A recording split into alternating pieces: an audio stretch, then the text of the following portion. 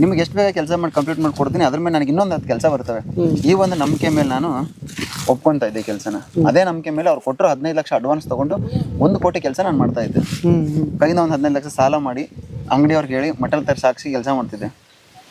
ನನಗೆ ಬೆಲೆ ಇಲ್ದೇನೆ ಅಷ್ಟೆಲ್ಲ ಮಾಡಿದ್ರು ಕೂಡ ರಾತ್ರಿ ಕಳಿಸ್ಬಿಟ್ರಲ್ಲ, ಕೇಳಿದೆ ನಾನು, ರಿಕ್ವೆಸ್ಟ್ ಮಾಡ್ಕೊಂಡೆ, ಸರ್ ನಿಮ್ಗೆ ಕಾಲು ಹಿಡ್ಕೊಂಡ್ಬಿಡ್ತೀನಿ, ನಾನು ದುಡ್ಡು ಕೊಡಿ ಸರ್ 15 ಲಕ್ಷ ಅಂತ. ಯಾವ ದುಡ್ಡು ಕೊಡ್ಬೇಕು ನಿಮಗೆ, ನೀನೇನು ಕೆಲಸ ಮಾಡಿದೆ, ಹಂಗೆ ಭಾಳ ಅವಮಾನ ಮಾಡ್ತಾರೆ. ಅವತ್ತು ಹೇಳಿ ಬರ್ತೀನಿ ಸರ್, ಅದಷ್ಟೇ ಮಾತು ನಾನು ನೆನಪಿರೋದು. ಅದೇ ವ್ಯಕ್ತಿ ಒಂದು ದಿವಸ ಹಾಸ್ಪಿಟ್ಲಲ್ಲಿ ಅಡ್ಮಿಟ್ ಆದಾಗ ಸುರೇಶ್ನ ನೋಡಬೇಕು ಅಂತ ಹೇಳ್ಬಿಟ್ಟು ಅವ್ರ ಮಗನ ಕಡೆಯಿಂದ ನನಗೆ ಫೋನ್ ಮಾಡಿಸ್ತಾರೆ. ಹೋಗ್ತೀನಿ ಸರ್, ನೋಡ್ತೀನಿ. ಆ ವ್ಯಕ್ತಿ ಕೊನೆಗೆ ಒಪ್ಕೊಂತಾರೆ, ತಪ್ಪು ಮಾಡಿದೆ ಕಣ, ನಾನು ನಿನ್ನನ್ನು ಹೊರಗಡೆ ಕಳಿಸ್ಬಾರ್ದಾಗಿತ್ತು, ತಪ್ಪಾಗಿದೆ ಅಂತ ಕಣ್ಣೀರು ಹಾಕ್ತಾರೆ.